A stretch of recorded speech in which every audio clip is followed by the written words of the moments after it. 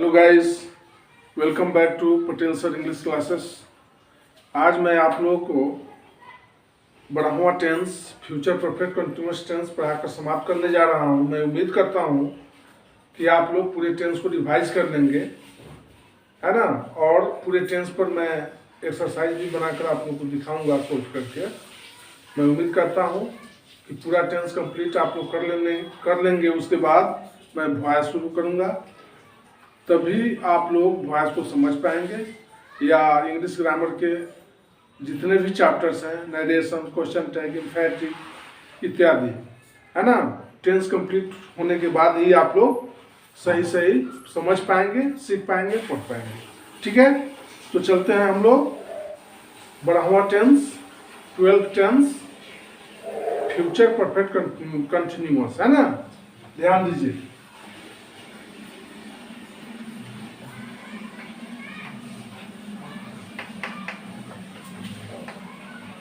Future perfect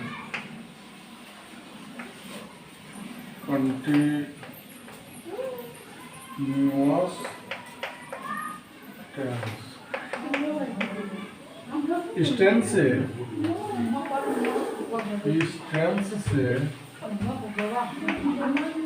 यह बोध होता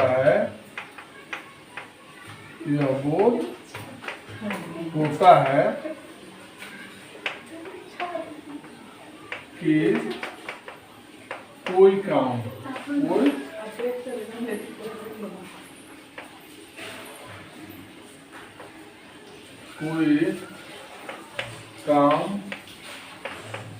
आने वाले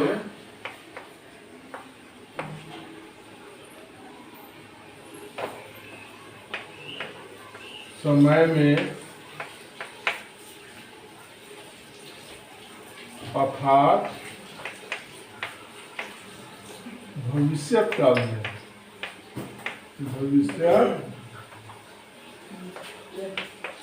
काल में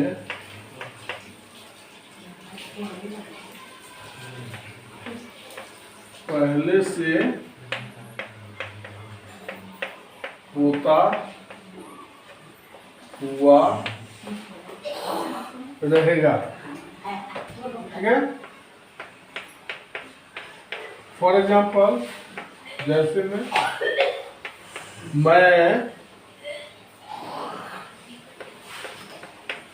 अपना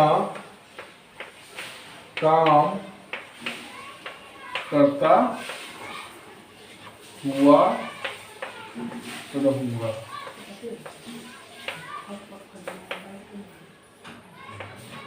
है ना। मैं अपना काम करता हुआ रहूंगा। तो I shall have been doing my work। ठीक है। नेक्स्ट सेंटेंस देखिए। तुम बच्चों को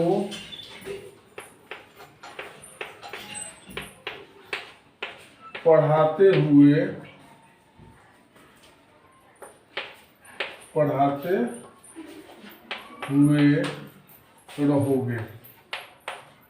रहोगे। क्या होगा? You will have been teaching the children।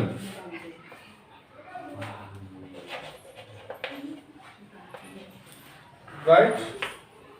अब देखिए इसका पहचान चिन्ह कैसे हम पहचानेंगे। तो सबसे पहले यहाँ देखिए, इस वाक्य में सब्जेक्ट के बाद मॉडल ऑक्सिलियरी जो है शैल बी, उसमें से अकॉर्डिंग टू सब्जेक्ट रख लेंगे। उसके बाद सबके साथ हैव का प्रयोग करेंगे। ठीक है। फिर बिन का प्रयोग करते हैं। और इस टेंस में भी, यानी फ्यूचर परफेक्ट कंटिन्यूअस टेंस में भी हम बिफोर वर्ब के चौथे रूप का प्रयोग करते हैं, है ना। तो उसके बाद ऑब्जेक्ट का प्रयोग करते हैं। तो अब देखिए पहचान चिन्ह कैसे हम पहचानेंगे कि कोई वाक्य किस टेंस का है। पहचान चिन्ह से। तो इस टेंस के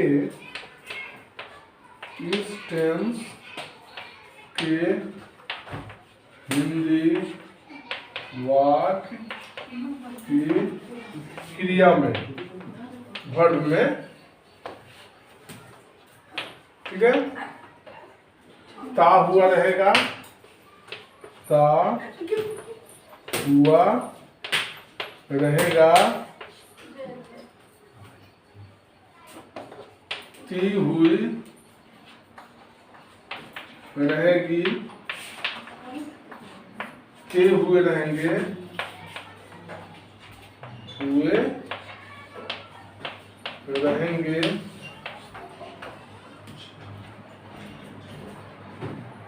ते हुए रहोगे, ते हुए रहोगे इत्यादि लगे होते हैं, लगे होते हैं। फॉर एग्जाम्पल, वे लोग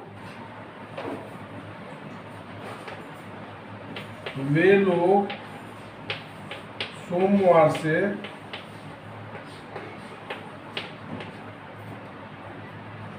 विद्यालय जाते हुए रहेंगे, वे लोग सोमवार से विद्यालय जाते हुए रहेंगे, ठीक है। तो क्या होगा, सब्जेक्ट को रख लेंगे, ते हुए रहेंगे लगा हुआ है ना, हम समझ जाएंगे कि बढ़ा हुआ tense future perfect continuous tense का वाक्य। तो सब्जेक्ट, सबसे पहले हम सब्जेक्ट को रखेंगे दे, उसके बाद मॉडल ऑक्सिलियरीज दे विल, आप सबके साथ किसी भी सब्जेक्ट, जो भी सब्जेक्ट हो सबके साथ मॉडल ऑक्सिलियरीज के बाद हैव का प्रयोग करते हैं, ठीक है। उसके बाद बीन, दे विल हैव बीन, तो बी फॉर गोइंग टू स्कूल, विद्यालय जाते हुए रहेंगे, कब से। तो यहाँ समझने वाली बात है कि बढ़ा हुआ टेंस में, फ्यूचर परफेक्ट कंटीन्यूअस टेंस में सिंस की जगह पॉइंट ऑफ टाइम में जो सिंस का प्रयोग हम करते हैं, तो वहाँ सिंस का प्रयोग ना करके फ्रॉम का प्रयोग करते हैं सिर्फ इस टेंस में, ठीक है। पॉइंट ऑफ टाइम निश्चित समय के साथ सिंस के बदले फ्रॉम का प्रयोग किया जाता है। तो क्या होगा, सोमवार से है, पॉइंट ऑफ टाइम है निश्चित समय, तो फ्रॉम लग जाएगा, फ्रॉम मंडे। अब पीरियड ऑफ टाइम के साथ तो फॉर का प्रयोग होता है ये, ठीक है। कोई और बात देखिए,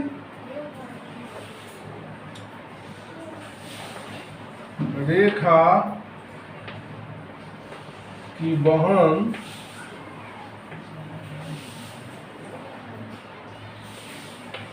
सुबह से आपका इंतजार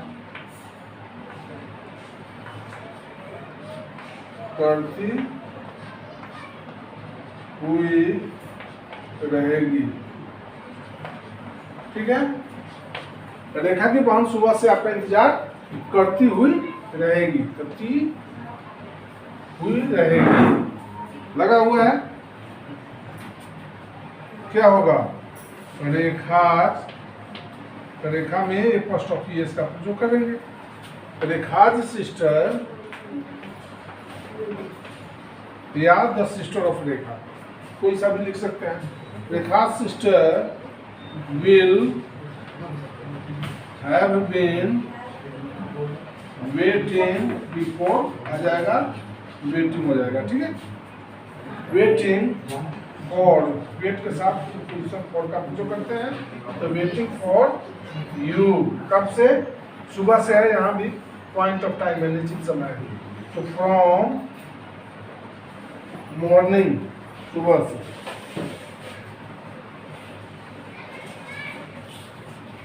ठीक है, etc। उसके बाद देखिए स्ट्रक्चर ऑफ ए सेंटेंस में लिखाने जा रहा हूँ, ठीक है। उतार दीजिए साफ साफ सही सही, कहीं कोई दिक्कत हो तो मुझे कमेंट बॉक्स में आकर, है ना, बतावें। और अगर मेरे चैनल पे नए हैं तो मेरे चैनल को सब्सक्राइब कीजिए, बेल आइकन को दबा दीजिए। वीडियो अच्छा लगे, पसंद आए तो अपने मित्रों से, दोस्तों से शेयर जरूर कीजिए। ठीक है, मिटा दो।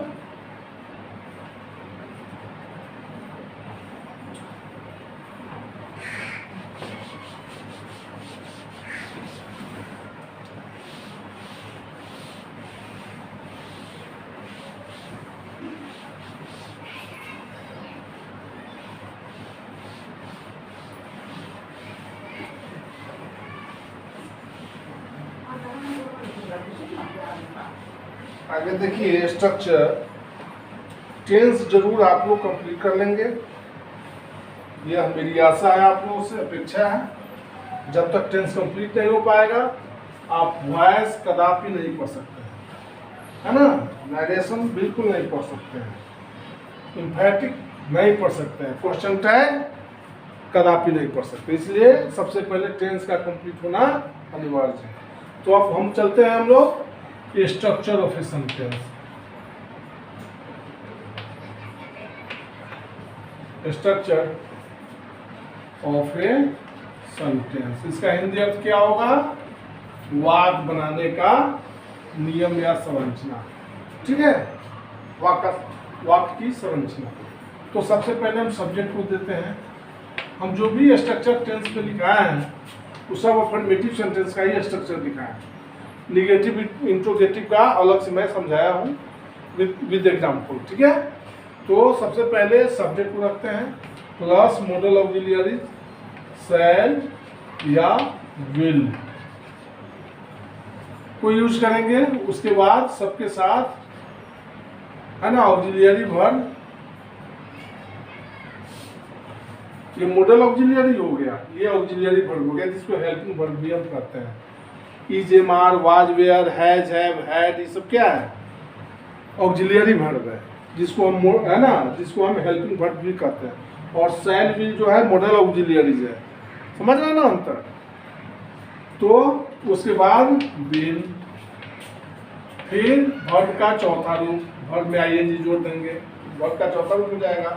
अब प्लस ऑब्जेक्ट, और भी आगे कुछ होगा जब समय आएगा, टाइम रहेगा तो प्लस क्या हो जाएगा?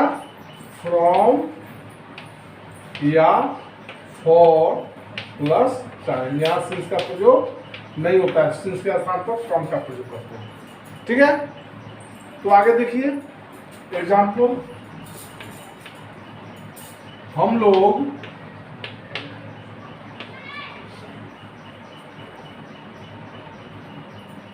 कल चोर को पीटते हुए रहेंगे। तो हम समझ जाएंगे, ते हुए रहेंगे लगा हुआ है ना, समझ जाएंगे। बड़ा टेंस का वाक्य क्या होगा? We shall have been beating the thief कल, टुमारो। यहाँ टाइम नहीं है,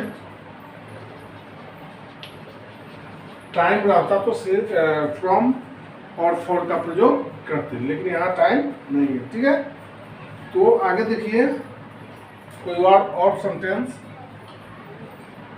वो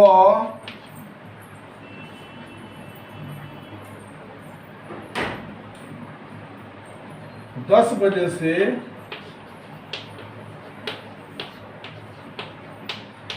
इस काम को करता हुआ रहेगा, करता हुआ रहेगा। वो 10 बजे से इस काम को करता हुआ रहेगा। ये सब अफर्मेटिव सेंटेंस है, सकारात्मक वाक्य। तो क्या होगा? He will have been, हुआ रहेगा पहचान। He will have been doing this work कब से है? 10 बजे से।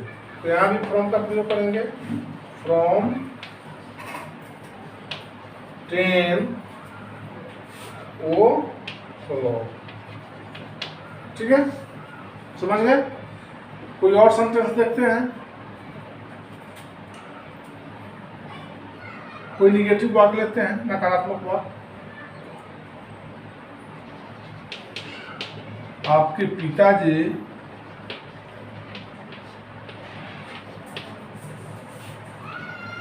2 घंटों से आपके पिताजी 2 घंटों से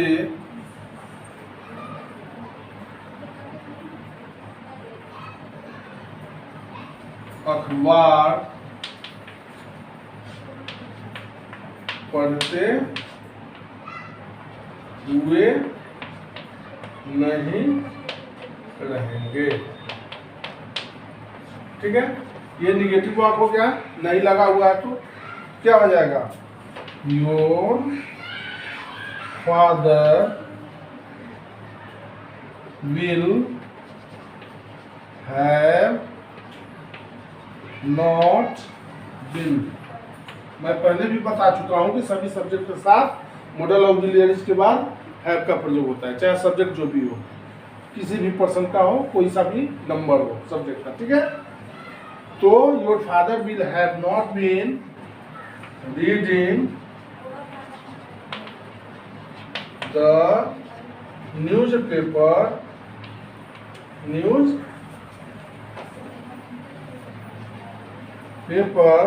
कब से है? 2 घंटों से, पीरियड ऑफ टाइम में। तो फॉर 2 hours, राइट। ये नेगेटिव वाक्य हो गया। कोई इंट्रोगेटिव वाक्य देखिए।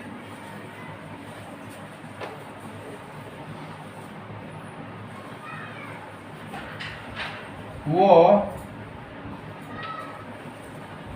क्या करता हुआ रहेगा? वह क्या करता हुआ रहेगा? ये इंट्रोगेटिव वाक्य हो गया। Interrogative sentence. ठीक है, राइट। क्या होगा? तो ये WH वर्ड का इंट्रोगेटिव है ना। और क्या शुरू में रहेगा?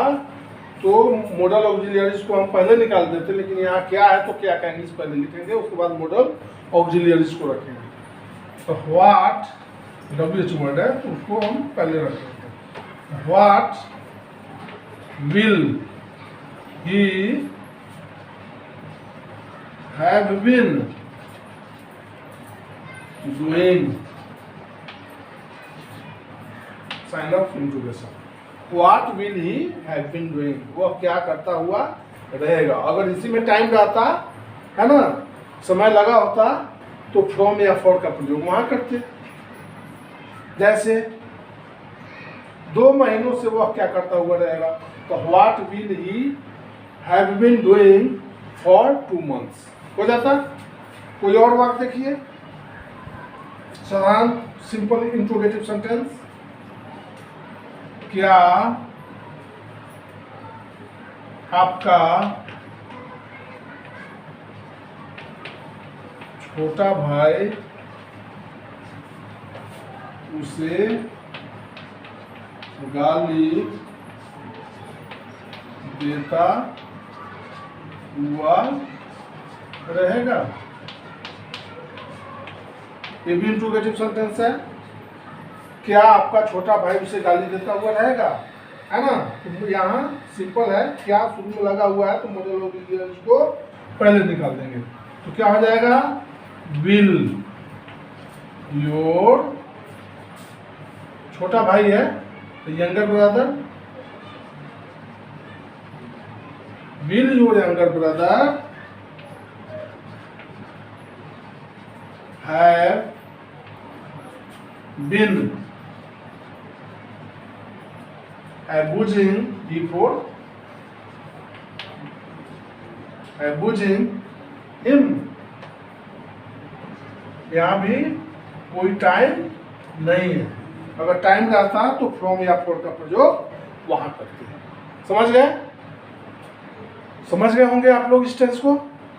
ठीक है, तो आप लोगों से रिक्वेस्ट है, विनती है, प्रार्थना है कि पूरे टेंस को बिल्कुल कंप्लीट कर लीजिए।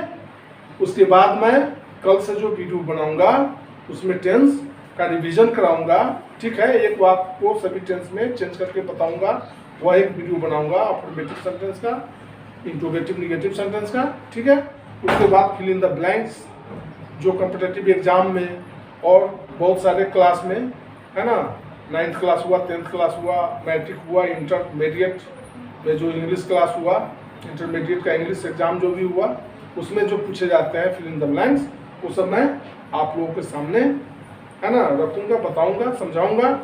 और ये समाप्त होने के बाद मैं वॉइस शुरू कर दूँगा। और बीच बीच में मैं जो भी कॉम्पिटिटिव इंग्लिश से रिलेटेड चैप्टर जो लिखा था, one word substitution, phrasal verb, idioms and phrase, है ना, या जो भी है वह बीच बीच में मैं वीडियो उसका बनाता रहूँगा।